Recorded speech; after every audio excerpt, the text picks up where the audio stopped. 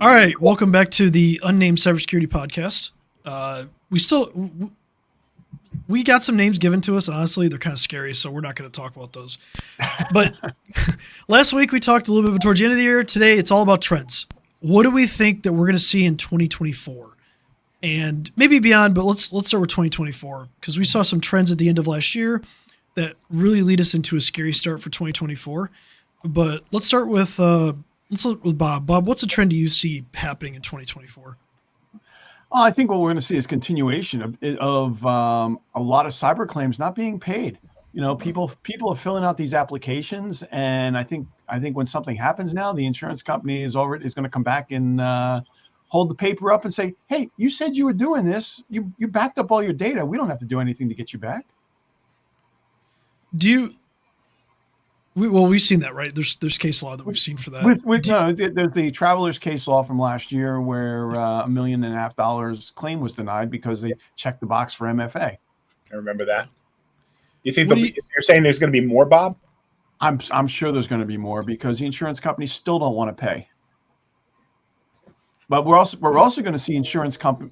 I also predict we're going to see more insurance companies trying to dictate what clients run, and that's a mistake. Yeah. We're already seeing a bit of that. Yeah, that's a kind of cooks in the kitchen, right? Mm-hmm. Like, here's the ingredients. This is what you need to do. What do you like? We saw, and I talked about Citrix Bleed before, but we saw how that could be used as an entry point into companies, right? And then they can move laterally inside the company. One thing that we've seen from a cybersecurity insurance perspective is the requirement for privileged accounts or administrative accounts to have multi-factor authentication enabled on them. How many companies have you actually seen do that? Not enough. Right. Enough. So if that is a checkbox, and even though they got in by some vulnerability from a vendor, you're still responsible for it. And I think that's the thing that we're trying to talk about is like, even if you're doing everything right and there's a vulnerability on something that you're using that gives a hacker access into your network, if you're not doing things that were on that checklist that they gave you, that attestation form, guess what? That's a problem. And we're seeing this with people that have signed these and they've said, well, we're secure. And it's like, you don't want to find out that you're not following it when the event happens because it's already too late. Well, I mean, one of the things that you go through, most people aren't aware of it, is when you put these claims in, they're going to bring an IR team in, which is called an incident response team, and they're going to do a forensics on your environment. And it may not have been privileged accounts, for example, was the reason the breach came in, but they're looking for any reason not to pay the claim at that point because they took last year or the year before, it was like $7.2 billion insurance companies received in premiums, and they paid out $26 billion in payouts for cyber insurance. It was crazy for New York. So for the US, it's upside down. So they're looking for every little reason, and you want to have your company basically audit proof as far as being able to survive one of these audits at the point of an incident. Well, let's take this a little bit further. Matt, do you think that insurance companies are going to ask for proof that you're doing this stuff instead of just taking your word for it? To be honest, I'm not sure because I think in some cases they should be asking for proof and verifying that we're doing what we say we're doing and that clients are protected and your own network's protected. But at the same time, they're in this to make money. So the fact of the matter is, do they really care? If they can raise rates enough to continue being profitable and say, hey, you didn't check that box, I'm starting to wonder if insurance is really the answer long term. It's important. But we need to keep in mind they're in this to make money. It's part of the puzzle. Necessary evil. Are you saying that they have large legal teams? Is that what you're saying? I may be saying that they have large legal teams. Just checking. Insurance companies? I think that's a mistake to assume that incident response is having insurance, or your company's plan is just have insurance. That's a mistake.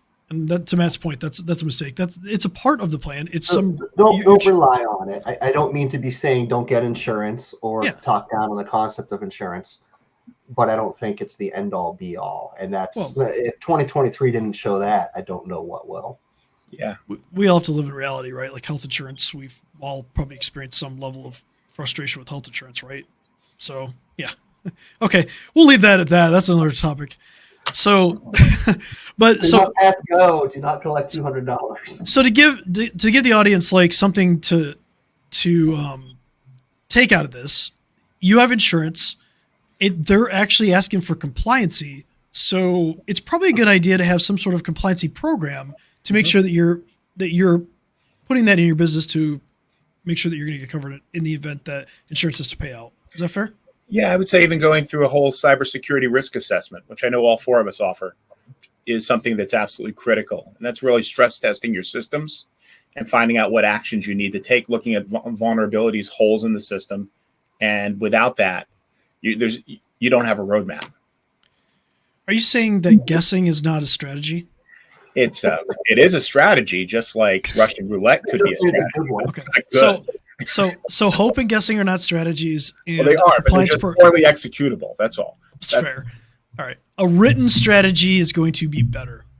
A written strategy that's implemented and tested is going to be better. That's the problem. You can go to a company and they will give you off the shelf policies, and you can say, yeah, I got policies, but if you're not implementing or testing, that's great. You may have hit a requirement, but are you protected?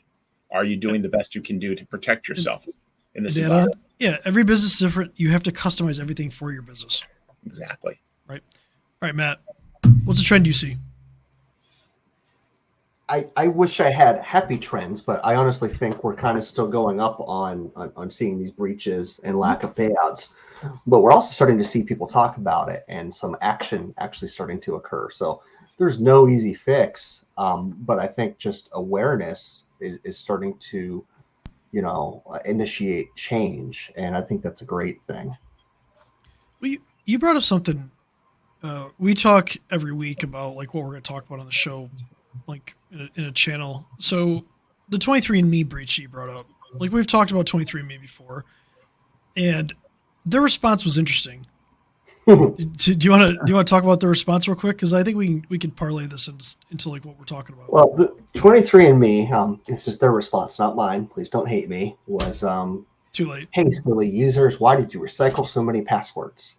Because it turns out their systems were not breached through any error of theirs, but was it 23,000 users or so? Passwords were available on the web that were used for other systems. And they moved laterally from there to see other people's data, other relatives' data, and trusted data.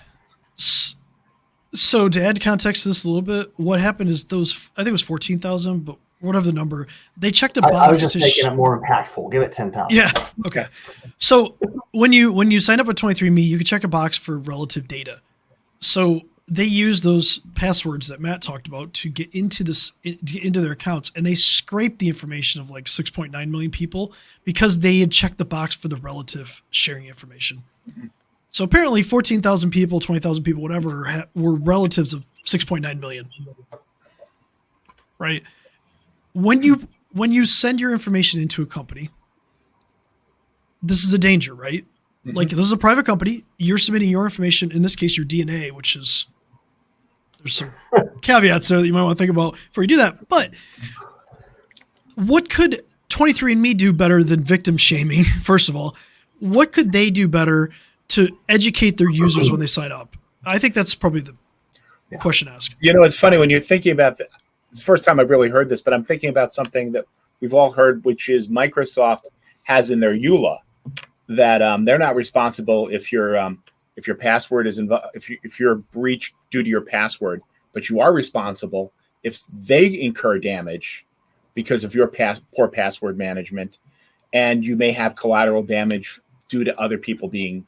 You're sort of opened up. Like if your account gets hacked, don't come to Microsoft. But if your account was hacked because you just put a poor password and Microsoft suffers damage or their customers suffer damage, you can be technically held responsible by Microsoft. And that's buried inside these long 20-page EULAs that nobody reads. Well, Carl, can we define EULA and user license agreement? And There's user license agreement? excellent South Park episode on this that I cannot recommend that you watch, but it really gets the point across about how I see Chris laughing. I know he's seen it. I haven't. Nobody reads this. Yeah. We read it, but nobody else reads this. You're basically signing over that, exactly what Carl said. Do as I say, not as I do for Microsoft. Well, what do you do if you want to have Microsoft products? What's your recourse? Your choice is not to have them. They're kind of a monopoly in this space too. yeah, I mean, Without them. you have choices with Google and things like that, but I think the thing for like 23andMe and anything like that is CISA has been putting this out, the Cybersecurity Infrastructure Security Agency. They've been putting this stuff out that they want secure by design. Mm-hmm. And if you're 23andMe, secure by design would have been enforcing MFA right from the get-go. Exactly. And explaining in deep detail to their customer base, hey, if you check this box, this is what can happen. And I don't know. I've never set my DNA into a DNA testing because this happened to any DNA testing, guys. Like, it doesn't really matter. Chris. Yeah, I don't want to know what's in my DNA. That's another side story. But if I they're don't want my data out there either. Yeah, I think it's important that when you're signing up for one, you should take ownership of educating yourself. You should take ownership of not reusing passwords. That is your fault. Yeah. If you reuse passwords, that's your fault. Now, 23andMe should do a good job of enforcing certain security restrictions because that is really private information that shouldn't be out there. So it's both sides. It's not victim shaming on one side. It should be both sides take accountability and responsibility for what they did. Well, and honestly, how hard would it have been on the sign-up form? And I haven't signed up. I know my parents did it. That's the only way I've learned, unless I was adopted. I'm mostly Viking. Yay.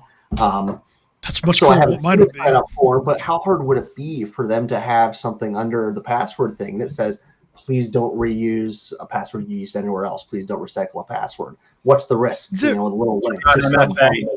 There are. Or, hey, what's this checkbox do? What's this checkbox do about sharing information? Here's the other thing. Companies that sign up for these authentication, they can run tests against passwords and reject passwords that are known breaches. Hey, your password sucks. Reset it, please. Yeah, they can absolutely do that. LastPass, to add on to this real quick, LastPass just enforced 12 character passwords for everybody, regardless if you hadn't changed it or not.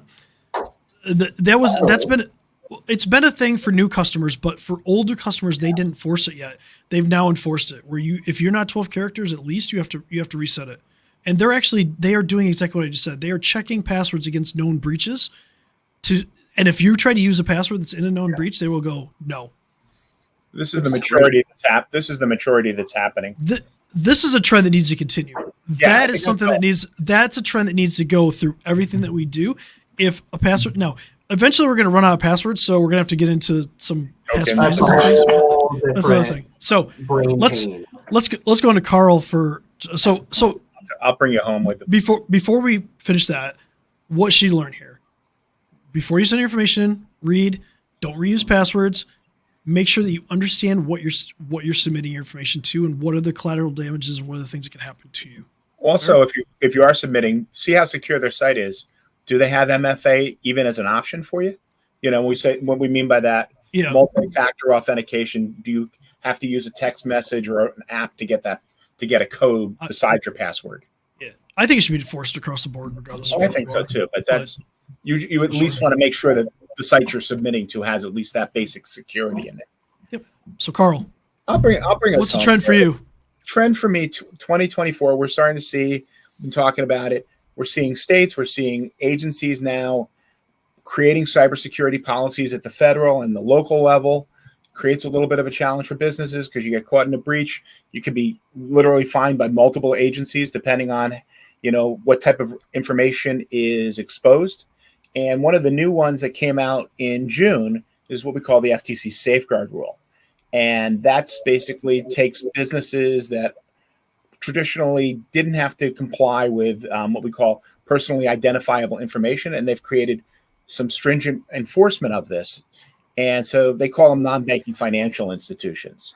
And with that, they are now required to have certain levels of security, standard policies, employee training, the things that we want to see. It's kind of a consolidated NIST, a baby NIST type of environment. You got to send, if you got personal information, it has to be sent out encrypted. You have to turn on two-factor authentication. There's a lot of steps that go in there. Higher level, you have reporting.